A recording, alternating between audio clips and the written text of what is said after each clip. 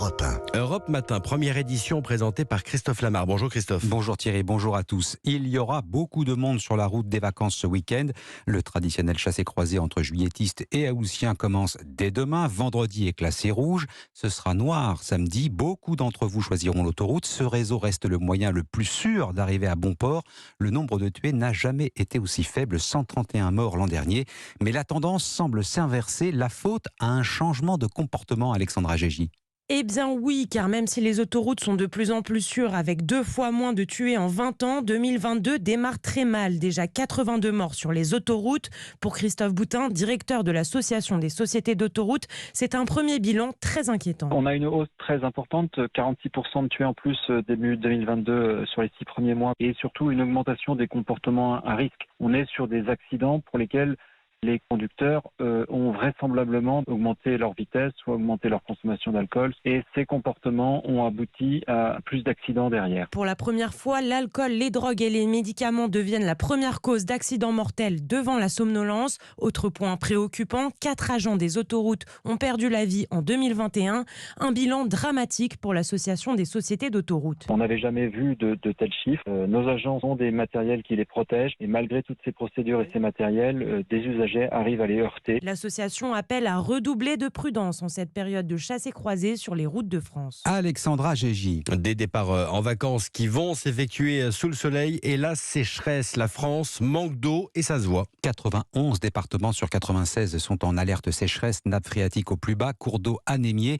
Les arrêtés préfectoraux restreignant la consommation sont devenus la norme. Dans le Rhin, le débit du fleuve est si faible qu'il oblige le secteur du transport fluvial à s'adapter. Reportage de notre correspondante à Strasbourg, Mélina Fachin.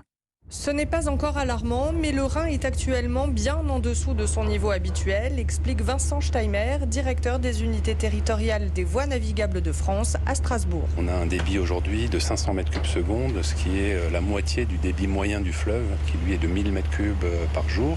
Il y a un an exactement, on était en crue.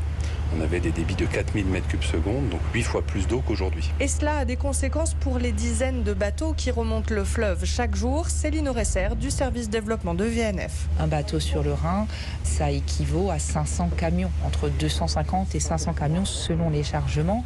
Aujourd'hui, le niveau du Rhin est trop bas. Ça veut dire que le bateau est à peu près chargé à un tiers malheureusement. C'est précisément le problème que rencontre Benjamin Autier, gérant de la société de transport de marchandises MMR. Pour livrer ses clients, il se rabat donc sur les trains. On était sur 40% fleuve et 60% rail, mais compte tenu de la situation sur le Rhin, on est en train de passer à 70 à 80% sur le rail. La situation est encore tenable, dit-il, mais si le niveau du Rhin ne remonte pas dans les prochaines semaines, son chiffre d'affaires commencera à en pâtir. Strasbourg, Mélina Fachin, Europe 1. Et conséquence bien sûr de cette sécheresse, les incendies qui se multiplient. Le feu est fixé dans l'Hérault près de Montpellier, 800 hectares brûlés selon un dernier bilan. Un homme est en garde à vue. Il s'agit d'un pompier volontaire soupçonné d'avoir provoqué l'incendie. Piste criminelle également privilégiée en Ardèche où près de 1000 hectares sont partis en fumée. La situation sera bientôt sous contrôle selon les autorités, mais Antoine Lenné, le premier adjoint au maire de Lussas, s'émeut de voir le paysage saccagé par les flammes. La végétation, vous imaginez bien qu'à l'endroit où est passé le feu, il reste plus grand chose. Je suis allé faire un tour sur une bande qui est maintenant éteinte et effectivement tout a disparu. C'est sûr que sur le sentiment, c'est le choc d'abord et puis après c'est beaucoup de tristesse parce que quand on voit ce que ça va donner après et combien de temps il va falloir pour qu'on retrouve quelque chose de correct dans ces endroits-là, forcément c'est triste. Antoine Lenné, premier adjoint au maire de Lussas en Ardèche, joint au téléphone par Louise Douillet. Europe 1, 6h05, c'est la hantise des cafetiers et des restaurateurs, l'arnaque au terminal de paiement. Elle est très pratiquée dans le sud de la France où de nombreux restaurateurs en ont été victimes. La gendarmerie a d'ailleurs lancé une alerte sur les réseaux sociaux. Concrètement, Clotilde Dumay, en quoi consiste cette arnaque au terminal de paiement ? Eh bien, c'est très simple. Pendant un moment d'inattention, le terminal de paiement par carte bancaire d'un restaurant est remplacé par celui d'un escroc. Résultat, l'argent des clients n'arrive pas sur le compte des professionnels, mais sur celui du voleur. Jean-Pierre Guillory est propriétaire de plusieurs établissements à Cannes.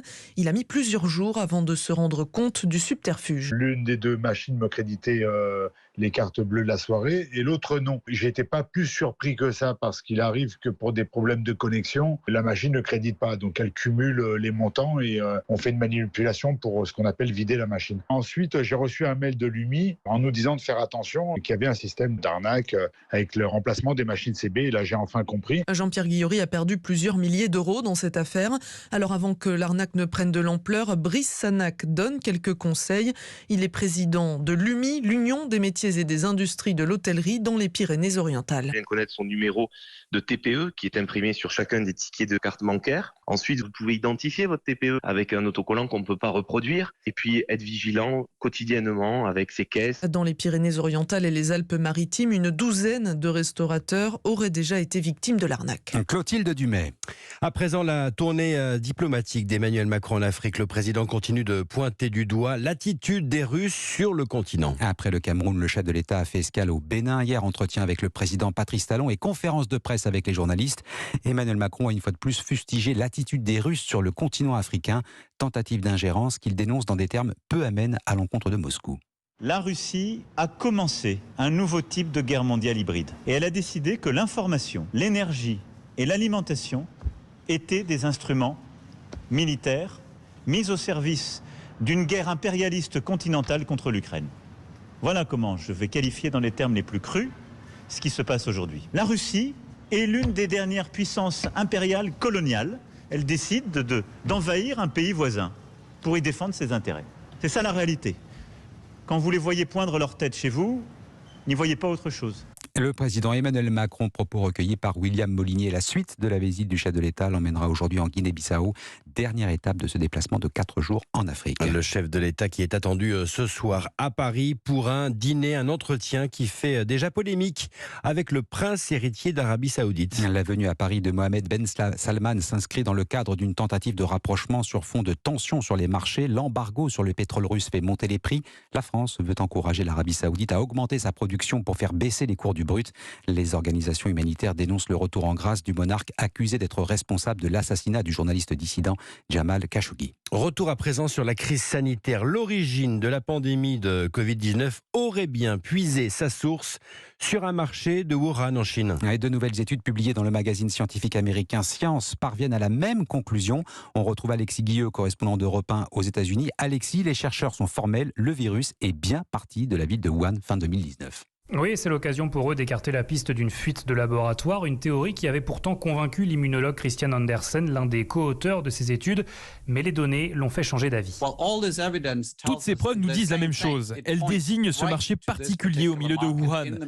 C'est tellement fort à mon avis que toute autre hypothèse, une fuite de laboratoire par exemple, ce n'est simplement pas plausible. Alors la première publication est une analyse géographique des premiers cas. Ces malades travaillaient au marché ou habitaient à proximité. De nombreuses traces virales ont également été localisés dans la zone où des animaux vivants avaient été vendus, ce qui confirme ainsi le rôle du marché comme l'épicentre de la pandémie. La seconde étude se base, elle, sur l'analyse des génomes des premiers cas. Elle montre que fin 2019, il y avait déjà 2 variants en circulation, rendant ainsi très plausible la thèse de contamination multiple entre l'animal et l'homme à cette époque. Seule zone d'ombre, les scientifiques ne sont aujourd'hui pas en mesure d'identifier l'animal ou les animaux qui ont servi d'intermédiaire entre la chauve-souris porteuse de coronavirus et la population humaine. Alexis Guilleux, correspondant d'Europe 1 aux États-Unis. Christophe, on termine ce journal avec des lettres. Le Scrabble a aussi son championnat du monde et il se tient en ce moment en Belgique. Et championnat du monde francophone, le 50e du nom réunit 750 participants venus d'une vingtaine de pays. Laura Van Lerberg, correspondante d'Europe 1 à Bruxelles, a assisté au tournoi. Reportage. Cette lettre, pour former un mot rentable en 3 minutes, à peine la partie commencée, la désolation se lit sur le visage d'Arlette. Je n'ai même pas trouvé parce que c'est un nouveau mot, c'est niaquer. 70 points manqués, mais le match n'est pas terminé. Tout le monde a les mêmes lettres, c'est la version dupliquée du jeu. Pour le pratiquer, Wilfried a parcouru plus de 4000 km. Ce Camerounais est l'un des rares à faire un Scrabble et il en est fier. Celui qui m'a le plus fait de frayeur, c'est Réprimé. Je l'ai joué avec un doute. J'ai fini à moins de 3 du temps. Mais pour manier les mots avec agilité, il faut maîtriser la langue française sur le bout des doigts. Il y a des mots à apprendre, des dictionnaires à réviser, il faut se remettre en cause à chaque fois. Trouvez des combinaisons qui vous rapportent un maximum de points. De Belgique ou de Suisse, chacun a son terme porte-bonheur. Et duquel la fête de la construction. C'était Yachtman, le gars qui va avec les bateaux, les yachts. J'étais le seul à avoir trouvé, j'étais content. Demain soir, le maître des mots deviendra aussi le maître du monde de Scrabble. Un reportage signé Laura Van Lerberg. Et puis Christophe, vous avez vu cette une de l'équipe, le rêve envolé, on les voit déçus, nos bleus ES. Ça s'est pas joué à grand-chose. Victoire de l'Allemagne, 2-1 en demi-finale du championnat d'Europe des nations de football. Les filles françaises qui joueront quand même le match pour la 3e place, ce sera face à la Suède. Et la finale dimanche, donc Allemagne-Angleterre. C'était le journal de Christophe Lamar. À tout à l'heure, Christophe.